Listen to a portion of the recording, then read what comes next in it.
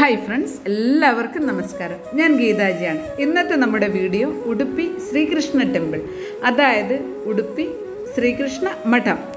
നിങ്ങൾ ആദ്യമായിട്ടാണ് വീഡിയോ കാണുന്നതെങ്കിൽ മറക്കാതെ ചാനൽ സബ്സ്ക്രൈബ് ചെയ്യുമല്ലോ. വീഡിയോയിലേക്ക് എല്ലാവർക്കും ഒരിക്കൽ കൂടി സ്വാഗതം.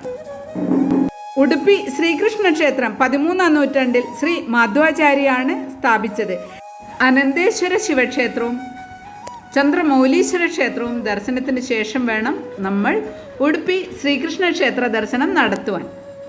ഉടുപ്പി ശ്രീകൃഷ്ണ ക്ഷേത്രത്തിൻ്റെ ചരിത്രം: തൻ്റെ ദിവ്യമായ ആത്മീയ ശക്തികൾ ഉപയോഗിച്ച് ഭയങ്കരമായ കൊടുങ്കാറ്റിൽ നിന്ന് കപ്പലിനെ രക്ഷിച്ച് കപ്പലിൻ്റെ ക്യാപ്റ്റനിൽ നിന്ന് ശ്രീ മധ്വാചാര്യർക്ക് ശ്രീകൃഷ്ണ പ്രതിമ ലഭിച്ചു.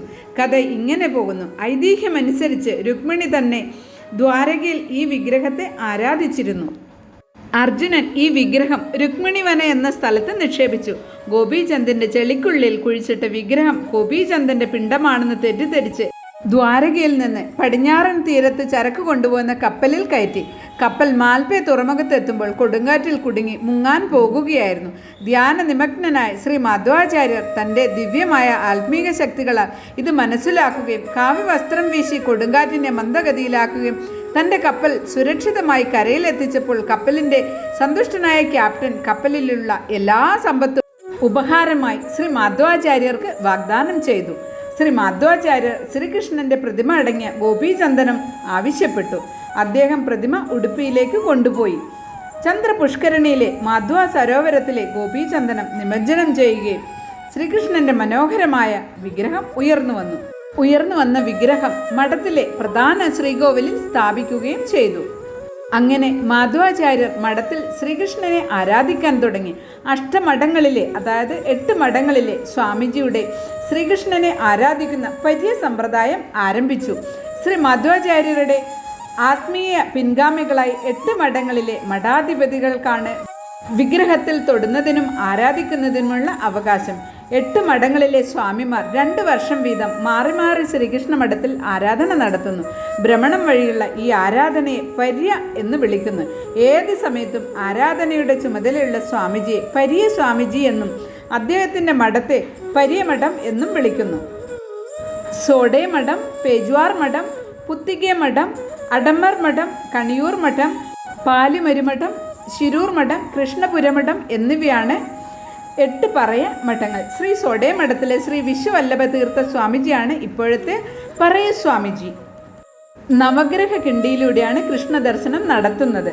അതായത് 9 ചെറിയ ജാലകങ്ങളുണ്ട്. ആ ജാലകത്തിലൂടെ വേണം നമ്മൾ ഭഗവാനെ കാണുവാനായിട്ട്. കിണ്ടിക്ക് പിന്നിലെ ഐതിഹ്യം ഇപ്രകാരമാണ്. 16-ാം നൂറ്റാണ്ടിലെ കനകദാസന്റെ കാലത്താണ് ശ്രീകൃഷ്ണ ഭഗവാന്റെ ഒരു ശിഷ്യൻ ശ്രീകൃഷ്ണ ഭഗവാനെ ആരാധിക്കാൻ ഉടുപ്പിയിലെത്തി. എന്നാൽ അദ്ദേഹം താഴ്ന്ന ജാതിക്കാരനായതിനാൽ മഠത്തിനകത്ത് പ്രവേശിപ്പിച്ചിരുന്നില്ല.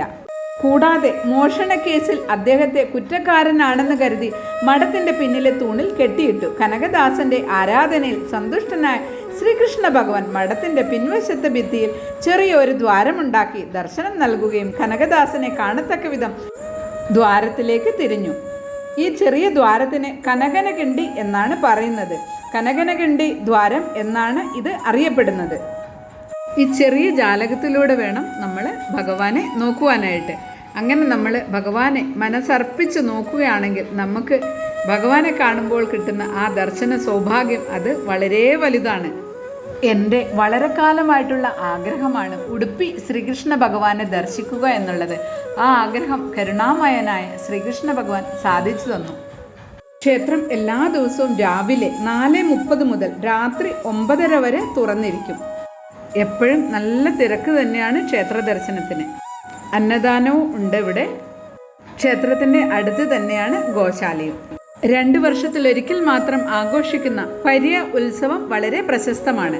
ഉടുപ്പി വെജിറ്റേറിയൻ ഫുഡിന് വളരെ പ്രശസ്തമാണെന്നറിയാമല്ലോ. അനന്തേശ്വര ടെമ്പിൾ, ചന്ദ്രമൗലീശ്വര ടെമ്പിൾ വീഡിയോയുടെ ലിങ്ക് ഞാൻ ഡിസ്ക്രിപ്ഷൻ ബോക്സിൽ കൊടുക്കാം. അപ്പം നിങ്ങൾക്ക് കാണാമല്ലോ. നിങ്ങളുടെ വിലയേറിയ കമൻറ്റ് മറക്കാതെ ചെയ്യുമല്ലോ. വീഡിയോ ഇഷ്ടപ്പെട്ട് കഴിഞ്ഞാൽ ഷെയർ ചെയ്യാനും മറക്കരുത് കേട്ടോ. കൃഷ്ണായ വാസുദേവായ ഹരേ പരമാത്മനെ പ്രണതക്ലേശനാശായ ഗോവിന്ദായ നമോ നമഃ.